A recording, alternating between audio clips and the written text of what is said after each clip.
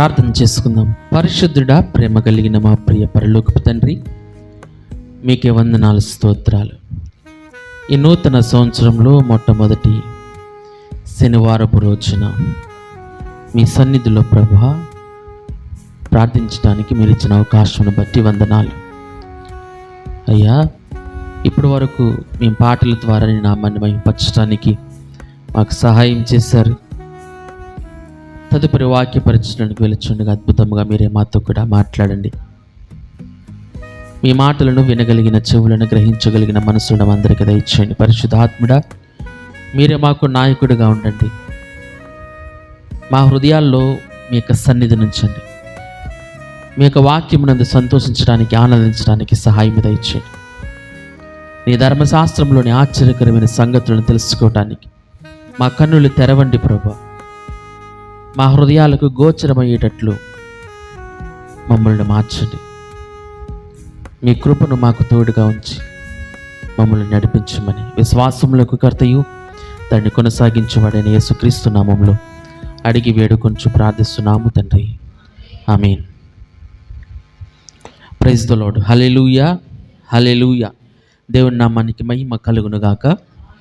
కూడి వచ్చిన మీ అందరికీ కూడా మరి ఒక్కసారి ప్రభు అయిన యేసుక్రీస్తు నామములో నా యొక్క హృదయపూర్వకమైన వందనాలు తెలియజేస్తున్నాను. అందరికీ వందనాలండి.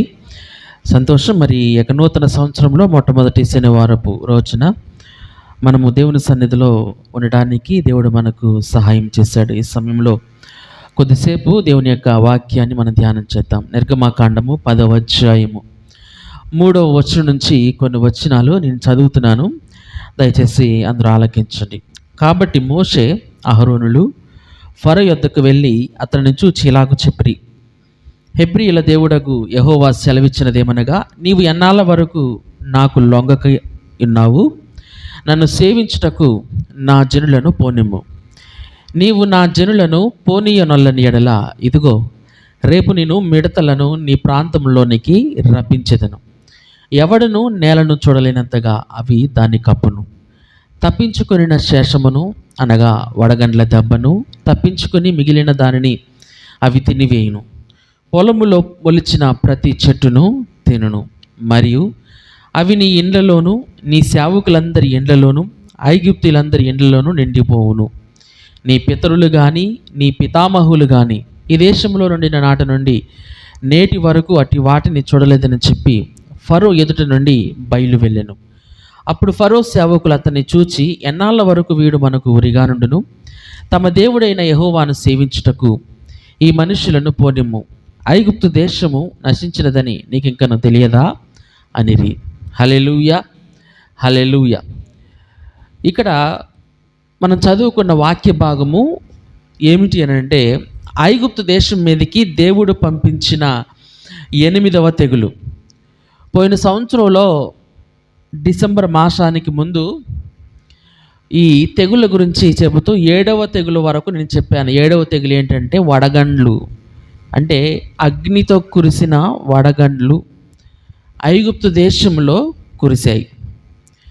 ఆ దెబ్బకి పంట పొలాలు చాలా మట్టుకి నాశనమయ్యాయి, పశువులు చాలా మట్టుకి చనిపోయాయి, మనుషులు కూడా చాలామంది గాయపడిన సందర్భాలు ఉన్నాయి. అయితే ఇప్పుడు మనము 8వ తెగుల్ని మనం చదువుకున్నాం. 8వ తెగులు ఏమిటి అని అంటే, ఐగుప్తు దేశం మీదకి దేవుడు మిడతలని పంపించాడు. ఆయన పంపించిన ఈ యొక్క సందర్భాన్ని ఇప్పుడు మనం చదువుకున్నాం.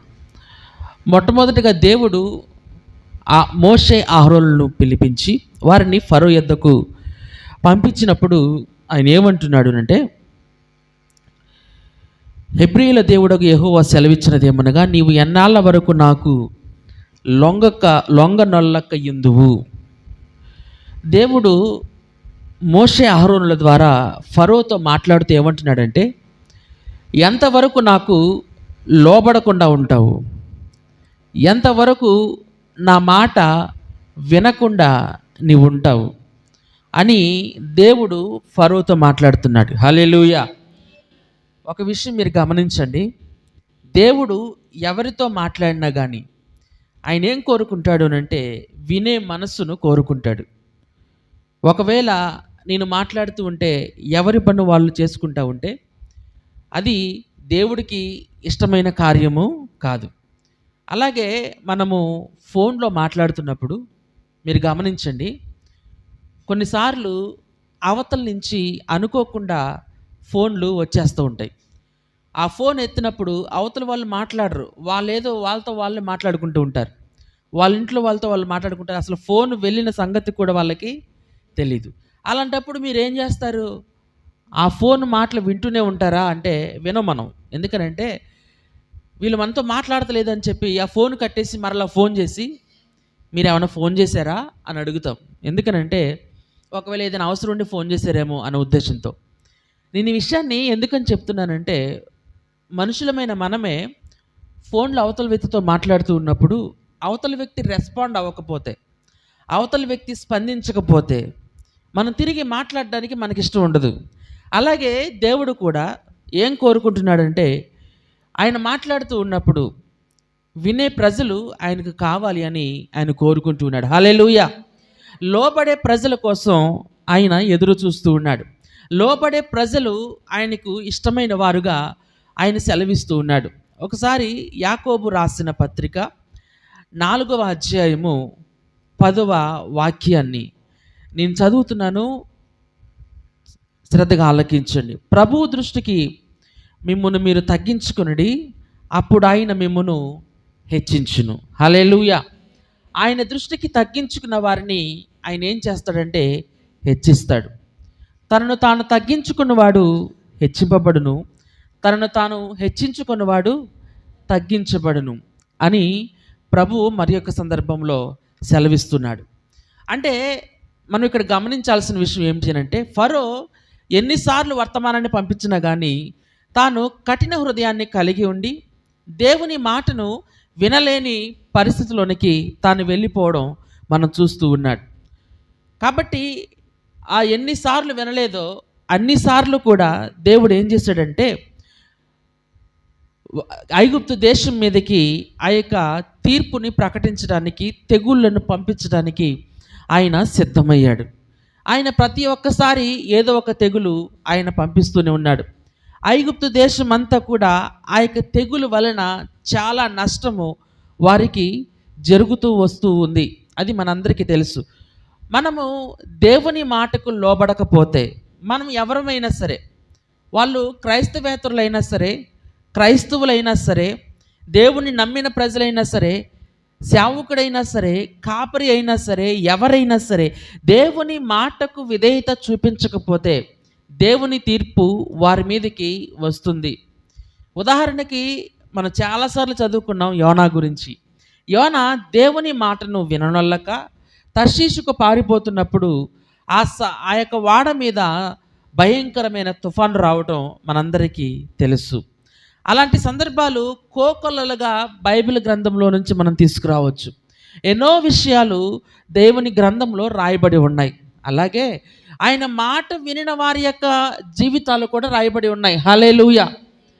మీరు రూతు యొక్క జీవితాన్ని గమనించండి. ఆమె అన్యురాలయ్యుండి ఆవిడ ఏం చేసింది అనంటే, నయోమితో పాటు బెత్లెహేముకు రావడానికి మోయాబు దేశమును విడిచిపెట్టి, తన సొంత ఇంటిని విడిచిపెట్టి, తన సొంత దేశాన్ని విడిచిపెట్టి, తన సొంత ప్రజలను విడిచిపెట్టి బెత్లెహేము ప్రాంతానికి రావడానికి తను ఇష్టపడింది.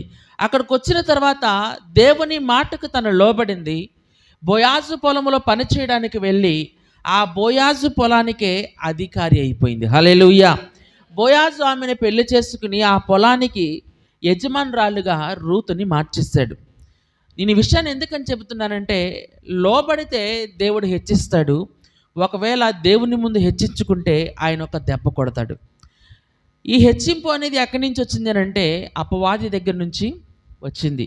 లూసిఫర్ దేవదూతగా ఉన్నప్పుడు పరలోకంలో దేవుని కంటే నేను ఏమాత్రపు తక్కువ వాడును, ఆయన సింహాసనం నేను ఎక్కుతాను అని చెప్పి తనలో తాను ఉద్దేశించుకున్న పరిస్థితిని బట్టి అక్కడ నుండి ఆ యొక్క దేవదూతని అపవాదిగా మార్చి దేవుడు భూమి మీదకి త్రోసేశాడు.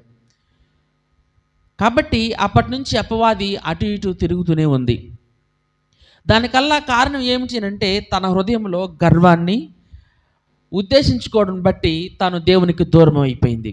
ఆత్మ విషయమై దీనులైన వారు ధన్యులు, పరలోక రాజ్యము వారిది. ఎన్నోసార్లు ఈ మాటలు మనం వింటూ వస్తూ ఉన్నాం. మన హృదయము కూడా దేవునికి లోబడే హృదయముగా ఉండాలి అని దేవుడు కోరుకుంటున్నాడు. అనేక మార్లు ఈ యొక్క వాక్యాన్ని దేవుడు ఎందుకని మనకు ఉద్దేశిస్తూ ఉన్నాడు అంటే మనలో లోబడే తత్వాన్ని ఆయన కోరుకుంటున్నాడు. అదేవిధంగా ఫరోలో కూడా తగ్గింపు జీవితం కోసము, ఆయన లోబడటం కోసము దేవుడు కోరుకున్నాడు. మరి ఫరో మారాడా అంటే ఆయన మారలేని పరిస్థితిలోనికి వెళ్ళిపోయాడు. అప్పుడు దేవుడు పంపించిన ఈ యొక్క తెగుళ్ళ గురించి మనం ఆలోచన చేస్తే 4వ వచనంలో నేను చదువుతున్నాను.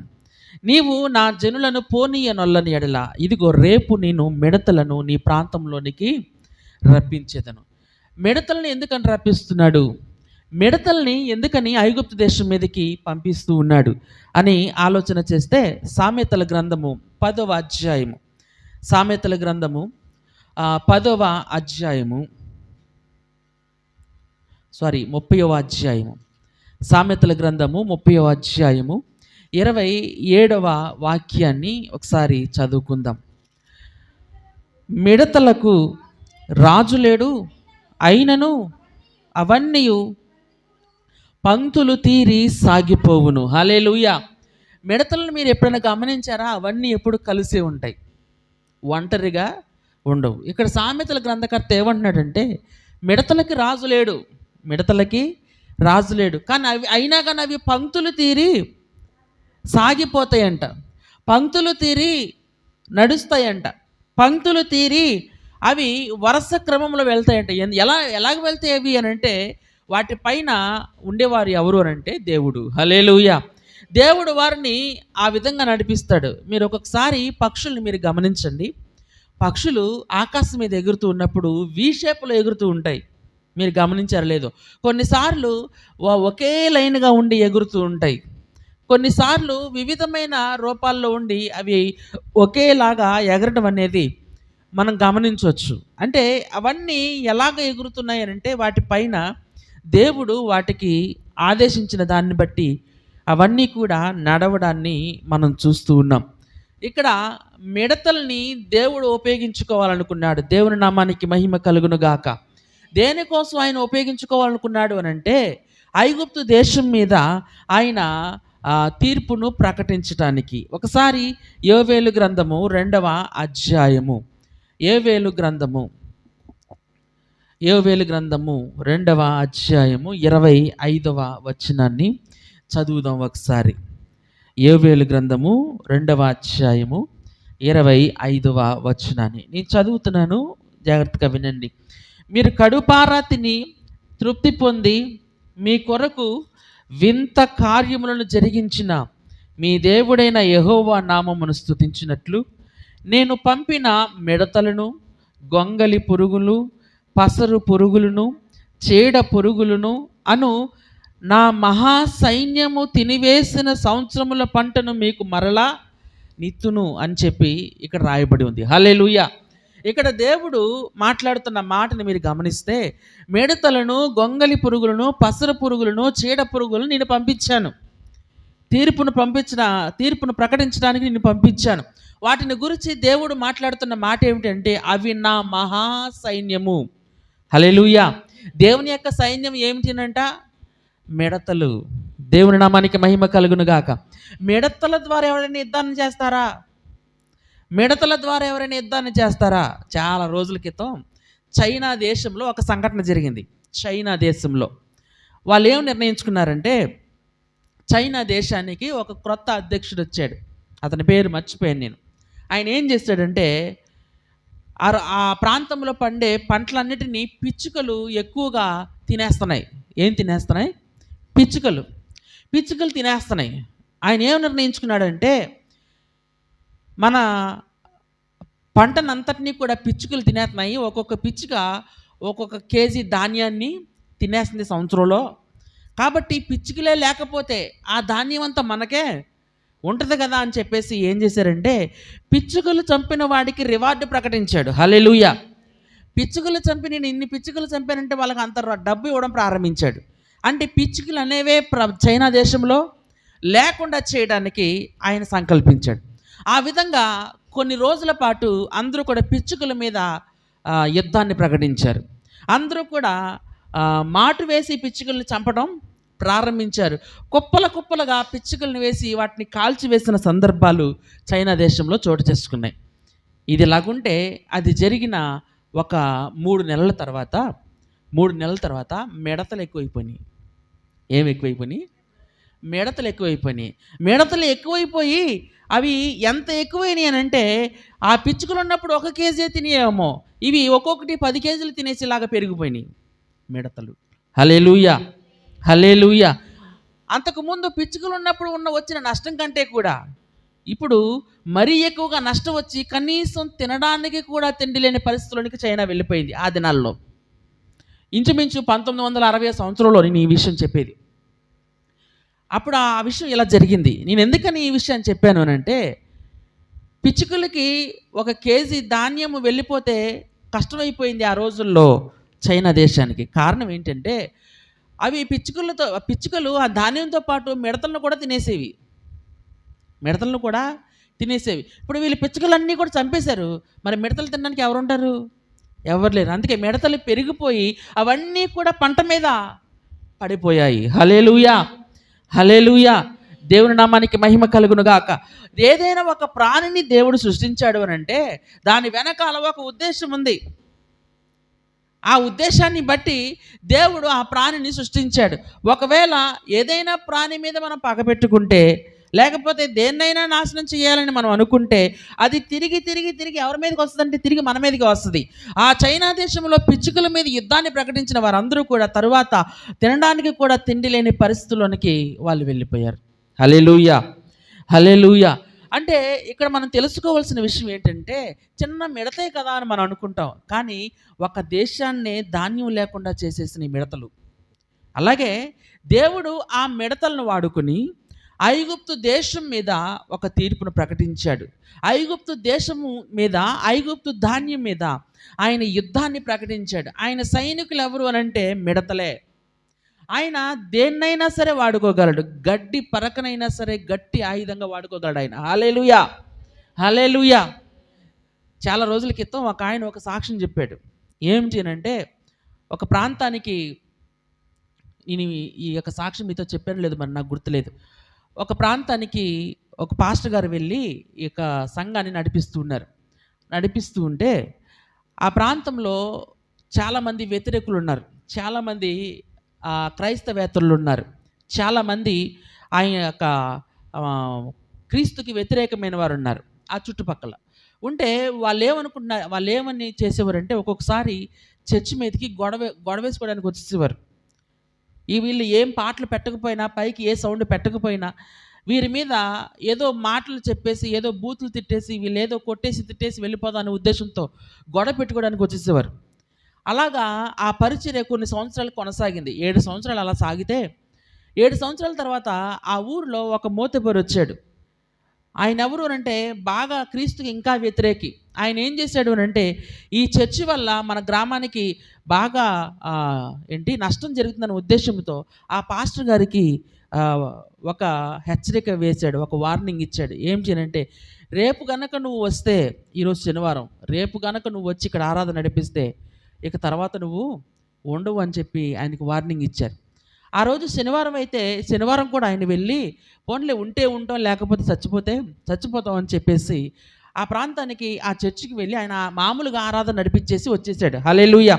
ఆరాధన అయిపోయిన తర్వాత ఆ మోతెబరును మిగతా వాళ్ళందరూ కూడా ఆ రాత్రి 10-11 వరకు మీటింగ్ వేసుకుని, రేపు ఉదయానికి ఎవరైతే చర్చికి వెళ్తారో వాళ్ళని అక్కడే కత్తితో నరికి చంపేద్దామని చెప్పేసి ప్లాన్ వేసుకున్నారు అందరూ కూడా.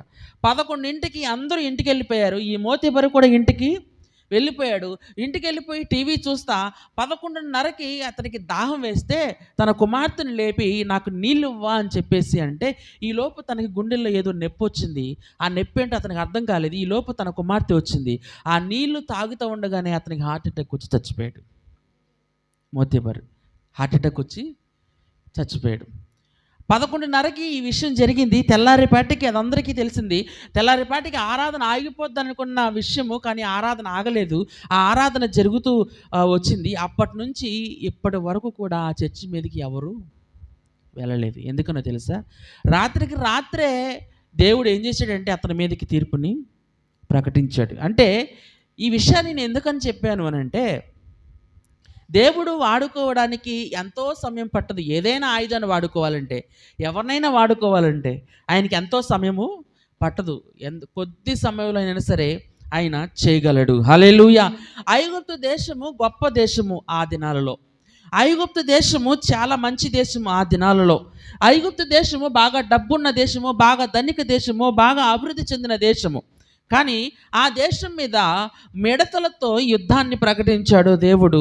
దాని యొక్క ఫలితము ఏమవుతుంది అని అంటే, వారందరూ కూడా భయపడటము ప్రారంభించాడు. హల్లెలూయా.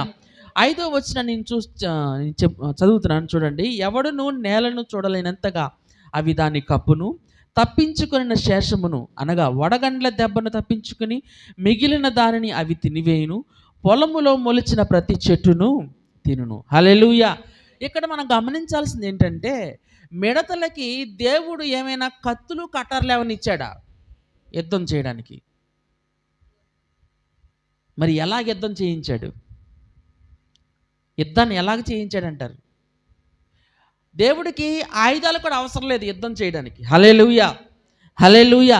మిడతలకి ఆయుధాలు ఇవ్వాలనే విషయం కూడా అవసరం లేదు. ఎందుకనంటే మిడతలకి ఏ యొక్క స్వభావం అయితే ఉందో ఆ స్వభావాన్నే దేవుడు వాడుకోగలడు. దేవుని నామానికి మహిమ కలుగును గాక. దేవుడు ఎవరిని ఎక్కడ ఎలాగ వాడుకోవాలో ఆయనకి బాగా తెలుసు. మీకు తెలుసు కదా, ఒకసారి నేను మీతో చెప్పాను. ఏలియా కెరీతు వాగు దగ్గర ఉన్నప్పుడు, ఒంటరిగా ఉన్నప్పుడు ఆయన ప్రార్థన చేసుకుంటే ఒక కాకి వచ్చి మాంసము రొట్టి ఇచ్చిదంట. మధ్యాహ్నం ఇచ్చిదంట, సాయంత్రం కూడా ఇచ్చిదంట. అలాగా 6 నెలల పాటు ఆయన భోజనం చేస్తూనే ఉన్నాడంట. ఆయన మాంసానికి కరువు లేదు, ఆయన రొట్టెలకి కరువు లేదు. పక్కనే కెరీతు వాగుంది, నీళ్ళకి కూడా కరువు లేదు. అంటే ఈ విషయాన్ని నేను ఎందుకని చెప్పాను అంటే, ఒక కాకిని ఆయన వాడుకున్న విధానము ఎంతో గొప్పది. కాకి మాంసాన్ని తింటుందే కానీ ఎవరికి ఇవ్వదు.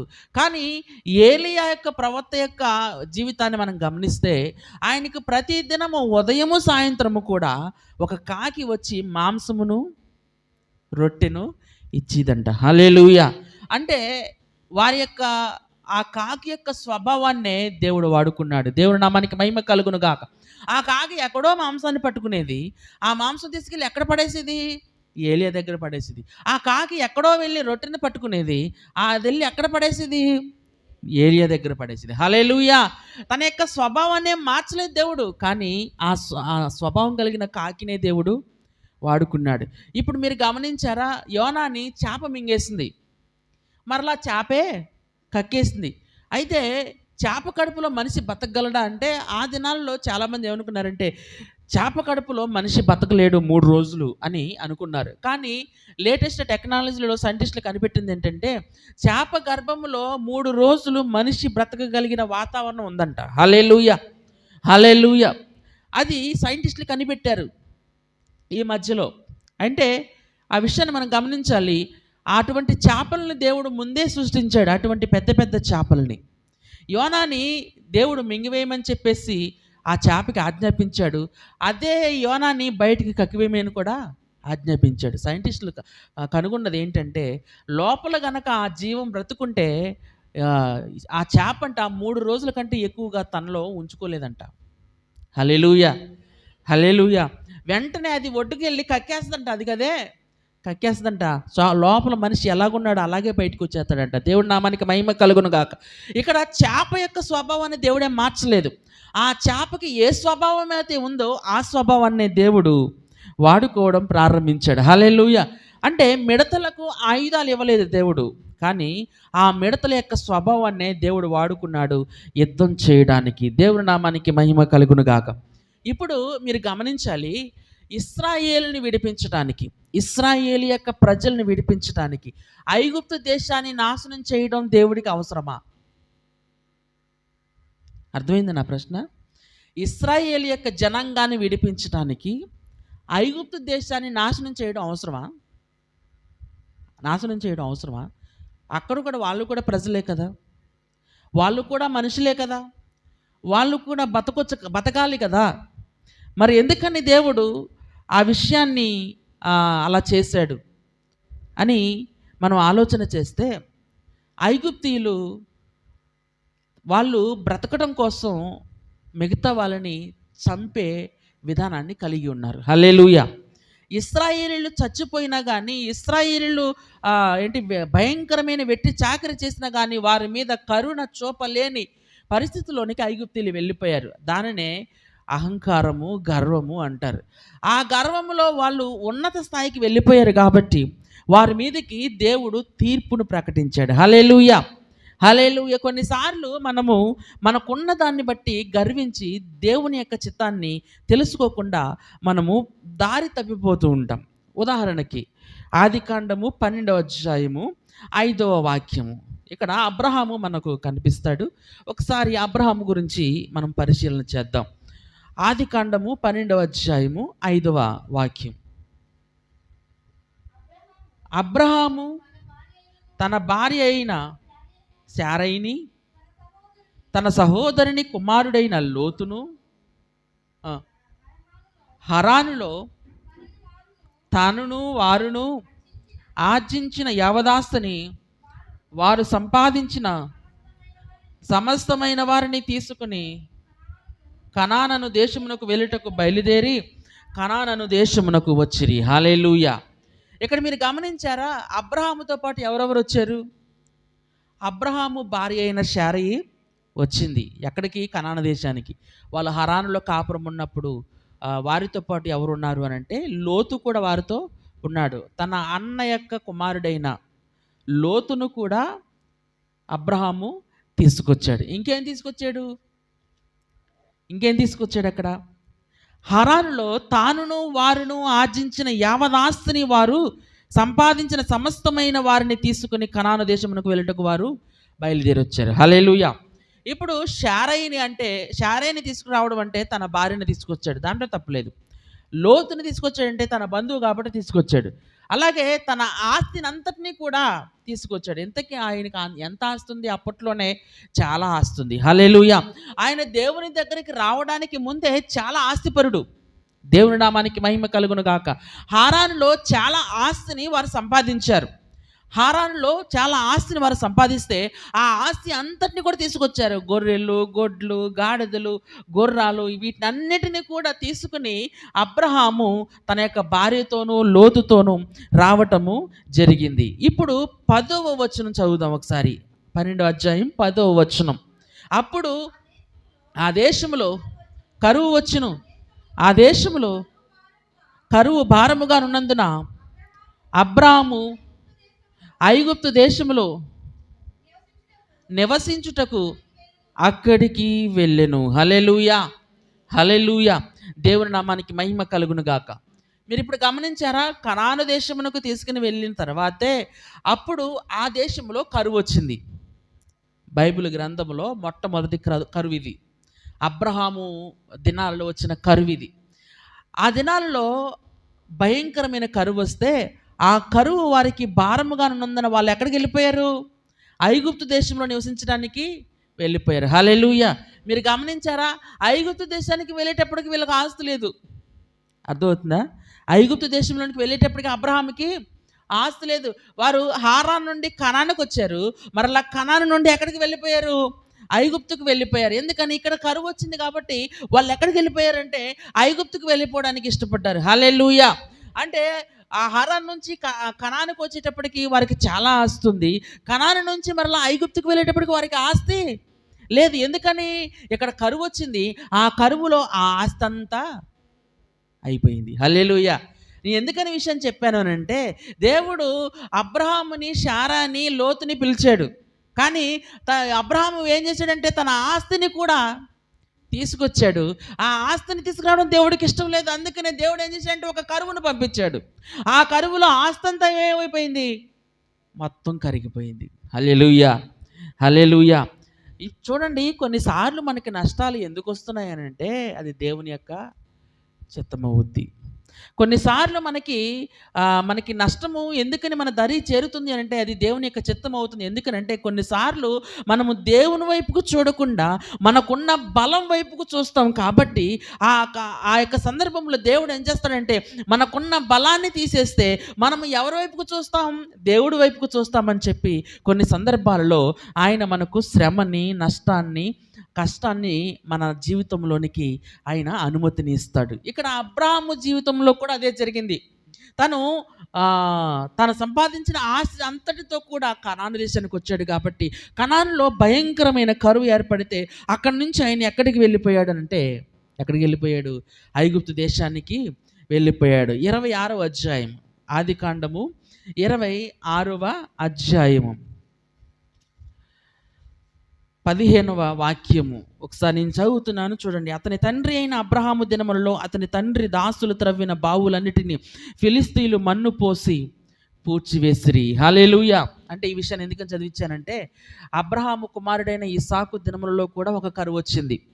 ఆ కరువు వచ్చినప్పుడు ఆయన ఏం చేశాడంటే ఆ యొక్క అబ్రహాము తవ్విన బావులను మరలా తవ్వాడు. హల్లెలూయా. అయితే ఆ బావులు ముందు ఏమైపోయినాయి అనంటే ఫిలిస్తీన్లు వాటిని తవ్వేశారు. ఇప్పుడు 26వ అధ్యాయం 32వ వచనం, 32, 33 వచనాలు చదువుతున్నాను, చూడండి. ఆ దినమందే ఇస్సాకు దాసులు వచ్చి తాము త్రవ్విన బావిని గూర్చి అతనికి తెలియజేసి, మాకు నీళ్లు కనబడినవని చెప్పిరి గనుక దానికి షేబా అను పేరు పెట్టెను. కాబట్టి నేటి వరకు ఆ ఊరి పేరు బెయేర్షెబా. హల్లెలూయా. ఎందుకని ఈ విషయాన్ని, ఈ యొక్క వాక్యాన్ని చదివించాను అని అంటే, ఎక్కడైతే అబ్రహాము బావులు తవ్వాడో ఆ బావులు పూడ్చివేయబడ్డాయి. ఆ పూడ్చివేయబడిన ఆ బావులను తిరిగి మరలా ఇస్సాకు తవ్వినప్పుడు మరలా దేవుడు ఇస్సాకును ఆశీర్వదించడం మొదలుపెట్టాడు. హల్లెలూయా. అంటే ఇక్కడ మనం గమనించాలి, కనాను దేశంలో దేవుడు ఆశీర్వదించలేడా? కనాను దేశంలో దేవుడు ఆశీర్వదించలేడా? అబ్రహాముని హరాను ప్రాంతంలో ఉన్నప్పుడు ఏమని పిలిచాడు అంటే, నేను చెప్పిన ప్రకారం నువ్వు చేస్తే, నీ దేశము నుండి, నీ బంధువుల యొద్ద నుండి, నీ తండ్రి ఇంటి నుండి బయలుదేరితే నేను నిన్ను ఆశీర్వదిస్తాను, నేను నీ సంతానమును ఆశీర్వదిస్తాను, నిన్ను ఆశీర్వదించు వారిని నేను ఆశీర్వదిస్తాను, నిన్ను శపించు వారిని నేను శపిస్తాను అని చెప్పి ఆయనకు వాగ్దానం ఇచ్చాడు. హల్లెలూయా. నేను ఎందుకని విషయాన్ని చెప్తున్నానంటే, మనకు ప్రాంతంతో సంబంధం లేదు, కానీ మనకి ఎక్కడున్నా కానీ దేవుని యొక్క ఆశీర్వాదం మనకు రావాలి అని అంటే, దేవుని యొక్క చిత్తం మన జీవితంలో నెరవేర్చబడాలి అని అంటే దేవుని యొక్క మాటను మనం వినాలి. హల్లెలూయా. హల్లెలూయా. దేవుని యొక్క మాటను మనం విన్నప్పుడు దేవుడు అద్భుతమైన రీతిలో దేవుడు మనల్ని ఆశీర్వదించడానికి ఆయన సిద్ధంగా ఉన్నాడు. కాబట్టి మన జీవితంలో ఎన్నో శ్రమలను, ఎన్నో కష్టాలను మనం అనుభవిస్తున్నాం. ఏదో ఒక రోజున దేవుడు మనల్ని ఆశీర్వదిస్తాడు. ఒకవేళ ఆ కష్టము, నష్టము దేవుని యొక్క చిత్తానికి వ్యతిరేకంగా ఉండటం వల్ల వచ్చిందేమో అని ఒకసారి మనల్ని మనము పరీక్షించుకోవలసిన సందర్భాలు ఉంటూ ఉన్నాయి. కాబట్టి మన జీవితాన్ని, మన హృదయాన్ని మనం పరిశీలన చేసుకుందాం. ఎందుకనంటే దేవుడు కొన్నిసార్లు మన మీదకి శ్రమని ఎందుకని పంపిస్తాడు అని అంటే, ఆయన మాట వినలేని పరిస్థితుల్లో దేవుడు ఒక్కొక్కసారి శ్రమను, కష్టాన్ని మనకు పంపిస్తూ ఉంటాడు. కాబట్టి దానిలో మనం పాఠాన్ని నేర్చుకుంటే ఆ పాఠము ద్వారా మనం అనుభవంలోనికి నడిపించబడినట్లయితే దేవుడు అద్భుతమైన రీతిలో మనల్ని నడిపించడానికి ఇష్టపడుతున్నాడు. ఇప్పుడు నిర్గమాకాండము 10వ అధ్యాయము 7వ వచనం నేను చదువుతున్నాను, అందరూ కూడా జాగ్రత్తగా వినండి. అప్పుడు ఫరో సేవకులు అతన్ని చూచి, ఎన్నాళ్ళ వరకు వీడు మనకు ఉరిగానుండును? తమ దేవుడైన యెహోవాను సేవించుటకు ఈ మనుషులను పోనిమ్ము, ఐగుప్తు దేశము నశించినదని నీకు ఇంకనూ తెలియదా అనిరి. హల్లెలూయా. ఇక్కడ ఫరో యొక్క సేవకులు మాట్లాడుతున్న మాటలను మనం గమనించినట్లయితే, వారు ముందుగానే విషయం చెప్తున్నారు. ఇంకా దేవుడు తీర్పును పంపించలేదు, మిడతల్ని పంపించకముందే వాళ్ళు ఏమంటున్నారంటే, ఎన్నాళ్ళ వరకు వీడు మనకు ఉరిగా ఉంటాడు, ఎన్నాళ్ళ వరకు వీడు మనకు అడ్డంకిగా ఉంటాడు, మన దేశం నశించిపోయింది, ఈ ప్రజలను వారి యొక్క దేశంలోనికి పంపించేయమని సేవకులు మాట్లాడుతున్నారు. ఫరో యొక్క సేవకులు మాట్లాడడం మనం గమనిస్తూ ఉన్నాం. హల్లెలూయా. గమనించాలి, ఇంకా తీర్పు వాళ్ళ మీదకి రాలేదు, కానీ ముందుగానే వాళ్ళు నాశనాన్ని చూశారు. ముందుగానే ఐగుప్తు దేశము నశించిపోవడం అనేది వాళ్ళు చూస్తున్నారు. చూడండి, కొన్ని సందర్భాలలో మన హృదయము మనతో ఏమంటుందంటే మన జీవితం అయిపోయింది. కొన్ని సందర్భాల్లో మన మనస్సు మనతో ఏముంటుందంటే మన మన జీవితం అయిపోయింది. మనకింకా ఏ యొక్క దిక్కు లేదు. ఇంకా చావే శరణ్యం అని కొన్నిసార్లు మనకు ఆలోచనలు పుట్టుకొస్తాయి. ఈ యొక్క ఆలోచనలు ఎందుకు పుట్టుకొస్తాయి? ఎందుకని మన హృదయము మనతో ఆ మాట అంటుంది? మన జీవితం అయిపోయిందా? లేకపోతే మన జీవితంలో ఇంకా అభివృద్ధి రాదా? మన జీవితంలో సంతోషాన్ని మనం చూడలేమా? చాలా సందర్భాల్లో ఈ మాటలు మనం వింటూ ఉంటాం. నేను మొన్న ఒకసారి మీతో చెప్పాను. అగడలంక అబ్రహాం గారి యొక్క సాక్ష్యాన్ని చెప్పినప్పుడు ఆయన ₹1,00,00,000 అప్పుల్లోనికి వెళ్ళిపోయినప్పుడు ఆయన చెప్పిన సాక్ష్యం ఏంటంటే, ఇక నా జీవితం అయిపోయింది. ఇక నా జీవితం అయిపోయింది. నేనింకా చచ్చిపోవడానికి నిర్ణయం తీసుకున్నాను. కొన్ని సందర్భాల్లో మేతకట్టలకు కూడా డబ్బులు లేక ఆ మేతకట్టలు అమ్మేవారితో బూతులు తిట్టించుకున్న సందర్భాలు ఉన్నాయి. ఇలాంటి విషయాలు నా జీవితంలో జరిగాయి. ఆ సందర్భంలో సహోదరులు ఒక పాట ద్వారా నన్ను బలపరిచారు. హల్లెలూయా! ఎందుకింక కన్నీరు, ఎందుకా వేదన, నీ దుఃఖ దినములు సమాప్తములగును అనే పాట ఆయన హృదయంలో కార్యము జరిగించింది. ఆయన హృదయంలో ఒక నూతనమైన ఆశను పుట్టించింది. అలా పుట్టించిన తర్వాత ఆయన ప్రార్థన చేశాడు. ప్రార్థన చేసిన రీతిగా మరలా చెరువునే మేపడం ప్రారంభించాడు. చెరువు మీద ఏ గుమ్మస్తాన్ని పెట్టలేదు. తన పని తానే చేసుకుంటా వచ్చాడు. చివరికి సంవత్సరంలోగా ₹1,00,00,000 అప్పు తీరిపోయింది. హల్లెలూయా! కొన్ని సందర్భాలలో మనకి మన హృదయం మనతో ఏం చెప్తుందంటే, ఇంత అప్పును మనం తీర్చగలమా? లేకపోతే ఇంత కష్టాన్ని మనం భరించగలమా? లేకపోతే ఇంత శ్రమని మనం దాటగలమా? మనము ఏమాత్రపు వారము అని కొన్ని సందర్భాల్లో మన హృదయమే, మన మనస్సే మనల్ని వెనక్కి లాగుతుంది. ఇక్కడ ఐగుప్తు యొక్క సేవకులు అలా ఆలోచిస్తున్నారు. ఈ యొక్క దేశం నశించిపోయింది. ఇక మనం చచ్చిపోవడానికి వెళ్ళిపోతున్నాము. ఎందుకని ఈ విషయాన్ని చెప్తున్నానంటే, ఈ ఆలోచనలన్నీ ఐగుప్తులో ఉన్న వారి ఆలోచనలు. హల్లెలూయా! లోకంలో ఉన్న వారి ఆలోచనలు గమనించండి. చనిపోయిన కుళ్ళిపోయిన శరీరమైన లాజరు యొక్క శరీరాన్ని కూడా తిరిగి బ్రతికించగలిగిన దేవుడు మన దేవుడు. హల్లెలూయా! ఎందుకు పనికిరాని జీవితంలోనికి వెళ్ళిపోయిన వారిని కూడా తిరిగి లేపగలిగిన దేవుడు మన దేవుడు. హల్లెలూయా! ఒక వేశ్యగా జీవితాన్ని ప్రారంభించిన రాహాబు, తన జీవితంలో పరిశుద్ధత లేని రాహాబు, తన జీవితంలో ఎప్పుడూ కూడా దేవుని గురించి వినని రాహాబు ఒక పరిశుద్ధమైన కుటుంబంలోనికి రావడానికి కార్యం చేసిన వాడు దేవుడు. హల్లెలూయా!